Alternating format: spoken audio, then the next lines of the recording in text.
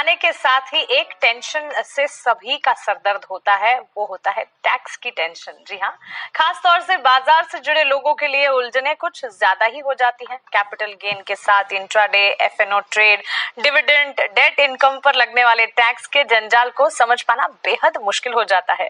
इसलिए आज हम लेकर आए हैं एक खास शो जिसमें आपकी सभी उलझने करेंगे दूर। यही नहीं, टैक्स को मैनेज करने और टैक्स बचाने के गुरु मंत्र भी हम आपको बताएंगे। नमस्कार, हमारे इस खास शो मार्केट से कमाई टैक्स की पाठशाला में आपका स्वागत है। मैं हूं मानसी दवे और टैक्स की हर मुश्किल को आसान बनाने के लिए हमारे साथ जुड़ रहे हैं जी बिजनेस के managing editor Anil Singhvi. Anil sir, सबसे पहले तो बहुत ही अच्छा टॉपिक है क्योंकि ये एक ऐसी समस्या है जिससे लोग जूझते हैं, समझना चाहते हैं पर समझ नहीं पाते। लेकिन आज जो आपने मुझे मेरा इंट्रोडक्शन दिया उसमें एक चीज मिसिंग है। आज नाम के आगे जो मेरी डिग्री है वो लगनी चाहिए सीए अनिल सिंघवी, सीएस अनिल सिंघवी। बिल्कुल क्योंकि अब बड़े लंबे समय बाद मैं वो काम कर रहा हूँ जो चार्टर्ड अकाउंटेंट करते हैं आमतौर पर, टैक्स वगैरह समझाने की। नहीं तो हम रोज सुबह शाम स्टॉक्स मार्केट बिजनेस न्यूज उसी में रहते हैं। तो आज वाकई में सीए वाला काम कर रहा हूँ ताकि लोगों को ये समझ में आए कि मार्च के महीने में आपको ये पता होना चाहिए किस चीज पर कितना टैक्स लगता है और उसके बेसिस पर आपकी क्या लायबिलिटी आएगी, टैक्स से कितना भरना रहेगा और प्लानिंग करनी है तो कैसे करनी है। जी सर, तो फिर सर शुरुआत इसी से कर लेते हैं क्योंकि इतना ज्यादा कॉम्प्लेक्स टैक्स को समझना तो है ही। शेयर बाजार में किन किन चीजों पर टैक्स लगता है वो हम सबसे पहले आपसे समझना चाहते हैं। टैक्स के नाम से जो लोगों को डर लगता है तो वो डर तो पहले निकाल दीजिए, क्योंकि टैक्स आपके लगेगा तब जब आपकी कमाई होगी और जब कमाई नहीं है तो टैक्स लगेगा नहीं, और कमाई है तो फिर खुश होना चाहिए, डरना क्यों चाहिए। हाँ। करेक्ट। हाँ। तो अगर आप टैक्स देने लायक हैं तो प्लीज खुश होइए कि आप मार्केट से इतना कमा रहे कि आप टैक्स भर रहे हैं। अब ये कि टैक्स कब कितना भरना है वो आपको क्लैरिटी होनी चाहिए। ठीक है ना। तो आमतौर पर अलग अलग तरह की कमाई जो होती है शेयर बाजार से आपकी, उस पर अलग अलग तरह के टैक्स लगते हैं। तो पहले तो मैं आपको बता दूं किस तरह की कितनी तरह की कमाई आमतौर पर आपके लिए हो सकती है। सबसे पहले तो डिविडेंड की कमाई होती है, जो कंपनी आपको डिविडेंड देती है उसका टैक्स किस तरह से होता है। उसके बाद आप डिलीवरी खरीदते बेचते हैं, राइट। आपने शेयर खरीदा आज खरीद कर 1-2 दिन बाद, 7 दिन बाद, 15 दिन बाद, महीने 2 महीने बाद जो भी बेचा है उस पर शॉर्ट टर्म कैपिटल गेन होता है। दूसरा वो होता है कि आपने जो शेयर खरीदा वो लंबे समय बाद 1 साल के बाद बेचा है, उस पर अगर कोई कमाई हुई है तो वो लॉन्ग टर्म होगा, 1 साल के पहले शॉर्ट टर्म होगा। तो ये 2 तरह के गेन से इन पर टैक्स लगता है। इसके अलावा कई सारे ऐसे धुरंधर हैं हमारे जो दिन के दौरान ही 2020 मैच खेलते हैं, वनडे प्लेयर्स हैं जो सुबह 9:15 से 3:30 बजे इसके बीच में जो उन्होंने कमाई की उसे इंट्राडे ट्रेड्स कहते हैं। तो उन पर भी टैक्स लगता है। और इसके अलावा एक स्पेशल तरीके का और ट्रेड होता है जिसपे भी लोग बड़े एक्टिव हैं, एफएनओ, फ्यूचर्स खरीदना बेचना, ऑप्शंस खरीदना बेचना, इनमें भी जो कमाई होती है इन सब पर टैक्स लगता है। तो बेसिकली तो ये 5 चीजें हैं जिन पर आपको टैक्स देना है। लेकिन इसके अलावा आप इनडायरेक्ट तरीके से इन्वेस्ट करते हैं म्यूचुअल फंड्स में, चाहे वो इक्विटी म्यूचुअल फंड्स हो सकते हैं, चाहे डेट म्यूचुअल फंड्स हो सकते हैं, तो उनके भी टैक्सेशन की हम बात करेंगे। लेकिन सीधे सीधे तौर पर स्टॉक मार्केट की कमाई में आपको ये 5 तरह की कमाई है जिन पर टैक्स भरना है। सर, जब ये 5 तरह की कमाई पर टैक्स आप कह रहे हैं, अब मुझे लग रहा है कि सबके दिमाग में एक एक कर बहुत सारे क्वेश्चंस निकल कर आए होंगे और इसीलिए आसान बना देते हैं और एक एक करके सर सबसे और सारी की सारी जो ये हेड्स हैं, कमाई है जिस पर टैक्स लगता है, उसे आपसे समझते हैं। शुरुआत डिविडेंड से कर लेते हैं। डिटेल में डिविडेंड में कितना टैक्स लगता है, फिर कंपनी जो मेरा टीडीएस काट रही है उसका बेनिफिट क्या मुझे मिलेगा और साथ ही डिविडेंड इनकम के अगेंस्ट कुछ खर्च बच सकता है क्या। देखिए, पहली चीज तो ये कि आप इन 5 में से आपके कौन किस किस तरह की कमाई होती है वो देखना जरूरी है। अगर आप इस तरह के ट्रेडर कम इन्वेस्टर है जिनके पास 5 तरह की कमाई है तो फिर आपका तो सत्कार होना चाहिए लेकिन फिर भी अगर आप इन्वेस्टर हैं तो आपके पोर्टफोलियो में short term long term type की ये कमाई तो होनी चाहिए, डिविडेंड इनकम वाली तो होनी चाहिए। और ट्रेडर हैं तो इंट्राडे ट्रेड वाली और इस तरह की कमाई और एफएनओ वाली कमाई तो आपके लिए होनी चाहिए। तो जितनी ज्यादा आपके ये कमाई के सोर्स बन पाए वो बेहतर है। अब जो आपने पहला सवाल पूछा डिविडेंड पर, तो डिविडेंड पर सबसे ज्यादा टैक्स में बदलाव होता है। कभी डिविडेंड टैक्स फ्री होता है, कभी dividend per dividend distribution tax लगता है, कभी डिविडेंड 10 लाख रुपए तक का मिलेगा तो टैक्स फ्री, उसके बाद टैक्सेबल है। अब ये सारे बदलाव बदलकर अब ये हो गया कि डिविडेंड के लिए कोई टैक्स स्लैब नहीं है। जो आपकी पर्सनल स्लैब है, जो आपकी बाकी सारी आय है, फर्ज करें कि जैसे मेरी सैलरी इनकम है, ठीक है, और मैं हाईएस्ट टैक्स स्लैब में हूं, ठीक है, तो जो मेरी हाईएस्ट टैक्स स्लैब है उसी में डिविडेंड इनकम भी जुड़ जाएगी और उतना ही डिविडेंड पर मेरा टैक्स लगेगा। अगर मैं टैक्स स्लैब में नहीं आता हूं और डिविडेंड की कमाई जोड़कर भी मैं टैक्स स्लैब से नीचे हूं तो कोई टैक्स नहीं लगेगा, 10% की कैटेगरी में हो तो 10% लगेगा। तो जो आपकी स्लैब है वही डिविडेंड की स्लैब है, सिंपल। अच्छा। हाँ सिंपल, मतलब अगर आप हाईएस्ट स्लैब में तो हाईएस्ट स्लैब से आप हाईएस्ट रेट से आपको टैक्स देना है, लोएस्ट पे है तो लोएस्ट पे, नहीं है तो नहीं है। अब इसमें कुछ और प्रोविजन है जो आपको ध्यान में रखने। अभी पिछले मई से लेकर 31 मार्च 2021 तक टीडीएस आपको कंपनी काट कर डिविडेंड देती है और वो टीडीएस है 7.5%। ठीक है, पहले एक डिविडेंड डिस्ट्रीब्यूशन टैक्स होता था, वो खत्म हो गया, वो खत्म होकर डिविडेंड आपके हाथों में सीधा टैक्स होता है। ठीक है, तो 7.5% जो टीडीएस काट कर, सपोज 100 रुपए कंपनी ने डिविडेंड डिक्लेयर किया, आपके पास आएंगे 92 रुपए 50 पैसे। लेकिन इसका मतलब ये नहीं कि 7.5 का आपको नुकसान हो गया। जब आपकी फाइनल टैक्स लायबिलिटी आती है तो आप ये टीडीएस सर्टिफिकेट लगा दीजिए, देखिए जी मुझे 7.5 रुपए जो मेरा टैक्स कंपनी के पास टीडीएस के तौर पर है वो मैंने भरा हुआ है, उसकी क्रेडिट आपको मिल जाती है, पहली चीज। अच्छा। दूसरी चीज है कि अगर 5,000 से कम का डिविडेंड कंपनी आपको दे रही है तो टीडीएस काटती भी नहीं, ये पर कंपनी है, क्योंकि बाकी सबका आप पता नहीं लगा सकते ना दूसरों ने कितना डिविडेंड दिया, तो कंपनी अपने हिसाब से देखते हैं। अगर 5,000 से कम का आपका डिविडेंड है तो ये 7.5% टीडीएस भी नहीं कटेगा, पूरा डिविडेंड आ जाएगा। लेकिन पहली अप्रैल से, यानी कि नया जो फाइनेंशियल ईयर है, 1 अप्रैल 2021 से एक बदलाव हो रहा है। ये जो टीडीएस की दर है 7.5% से बढ़कर 10% हो जाएगी। ये 10% ही थी टीडीएस की दर, लेकिन पैंडेमिक में कोरोना की वजह से ताकि आपको टीडीएस कम देना पड़े इसलिए सरकार ने कम की थी।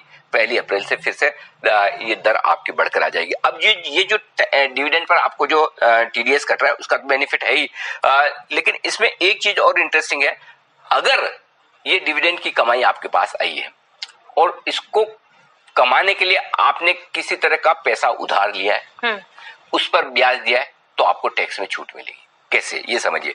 फर्ज करें मैंने समझिए बीपीसीएल खरीदा है, ये सोचकर कि बीपीसीएल में बड़ा डिविडेंड आएगा। हाँ। मैंने उधार लिया पैसा, बीपीसीएल के शेयर खरीदे, डिविडेंड आया, जो उधार लिया पैसा उस पर जो ब्याज भरा है मैंने, उस ब्याज का खर्चा मुझे डिडक्शन के तौर पर मिल जाएगा डिविडेंड में से, ताकि उतना मुझे कम टैक्स देना पड़े। लेकिन कितना, जितना डिविडेंड आया उसका मैक्सिमम 20% तक ही आप इंटरेस्ट के तौर पर, खर्चे के तौर पर, यानी कि आपको 100 रुपए डिविडेंड मिले तो 20 रुपए तक आपने अगर उस पर ब्याज भरा है, 20 से ज्यादा भरा है तो आपको नहीं मिलेगा, 20 रुपए तक का ब्याज का खर्चा आपको मिल जाएगा। बाकी बचे हुए 80 रुपए डिविडेंड पर आपको आपकी जो टैक्स स्लैब है, पर्सनल टैक्स स्लैब है, उस पर आपको टैक्स लगेगा। तो ये आप एक फायदा उठा सकते हैं। अगर आपने किसी से पैसा उधार लिया है, मार्केट में लगाया है, डिविडेंड आया है, उस पर आपने जो उधार लिया उस पर ब्याज दिया है, तो वो ब्याज उसमें से कम कर लीजिए। और वो इसलिए क्योंकि हम उनके शेयर खरीदने के लिए उधार ले रहे हैं, तो हमें रियायत कॉस्ट है ना मेरी, कॉस्ट ऑफ फंड्स हो रहा है। बिल्कुल ठीक है। तो एक बात तो तय है कि ये जो 7.5% है वो 10% हो जाएगा, और 5,000 से ज्यादा अगर डिविडेंड मिल रहा है तो फिर 10% कटेगा, लेकिन उसका क्रेडिट फिर आप बाद में ले सकते हैं। वो तो आप ही गए, वो गया नहीं, जैसे हमारे सैलरी में से नहीं कटता है। जी, एग्जैक्टली। तो वो आपका गया नहीं है, वो आपको मिल जाएगा, क्रेडिट हो जाता है। एब्सोल्युटली ठीक है सर। लेकिन फिर short term capital gain tax क्या है, और कौन से खर्च पर डिडक्शन मिलेगा यहाँ पर? देखिए, पहली चीज तो शॉर्ट टर्म कैपिटल गेन क्या है वो समझ लीजिए। शॉर्ट टर्म कैपिटल गेन है आपके लिए, अगर आपने कोई शेयर खरीदा, खरीद कर उसकी डिलीवरी ली, डिलीवरी लेने का मतलब है आज खरीद के आप आज नहीं बेच रहे, हाँ, इंट्राडे नहीं है, तो डिलीवरी नहीं आती, करेक्ट जी। आपके डीमेट अकाउंट में डिलीवरी आनी जानी चाहिए, राइट। डिलीवरी लेकर आपने 1 साल के भीतर बेच दिया तो शॉर्ट टर्म कैपिटल गेन। अगर पैसा बनाया 1 साल के भीतर बेच के पैसा बनाया, मतलब गेन में मैं अज्यूम करके चल रहा हूँ आपने पैसा बनाया है, लॉस है तब तो टैक्स है ही नहीं, जिनके टैक्स है उन्हीं की हम बात कर रहे हैं, करेक्ट। तो आपने 1 साल के भीतर अगर ये कर लिया तो आपके शॉर्ट टर्म कैपिटल गेन है। कितना लगेगा? 15%। आपकी टैक्स स्लैब भले कुछ भी हो, आप भले 35% हाईएस्ट टैक्स स्लैब में हो, लगेगा 15%, फिक्स है। अच्छा, ठीक है। अब इसमें क्या होता है कि जब आप शेयर खरीदते बेचते तो आपको कई सारे चार्जेस लगते हैं, उसमें से एक सबसे इंपॉर्टेंट है एसटीटी। ठीक है, एसटीटी लगता है सिक्योरिटीज ट्रांजैक्शन टैक्स। हाँ। अब कई लोग बोलते हैं कि एसटीटी दे रहे हैं, ये टैक्स ही है, तो जो short term capital gain tax 15% आ रहा है, क्या उसमें से हम कम कर दें? जी नहीं, एसटीटी का बेनिफिट आपको नहीं मिलेगा। लेकिन हाँ, अगर आपने कोई जैसे ब्रोकरेज दी है खरीदने में, टर्नओवर चार्जेस लगे हैं, सेबी के टर्नओवर चार्जेस लगते हैं, स्टैम्प ड्यूटी लगती है, बाकी खर्चे होते हैं, वो आप कम कर सकते हैं। ठीक है, लेकिन एसटीटी कम नहीं होगा। एसटीटी गया मतलब गया। एसटीटी लेने की वजह से ही सरकार आपको लोअर रेट पर कैपिटल गेन लगा रही है, ये बात समझ लीजिए। तो शॉर्ट टर्म कैपिटल गेन्स में आपको दूसरे खर्चों का बेनिफिट मिलेगा, transaction charges, brokerage, SEBI charges, stamp charges ये सब है, लेकिन एसटीटी का बेनिफिट में नहीं मिलेगा। और जितना शॉर्ट टर्म कैपिटल गेन आया डिलीवरी का 1 साल के भीतर आपने खरीदा बेचा, 15% दीजिए, थैंक यू वेरी मच।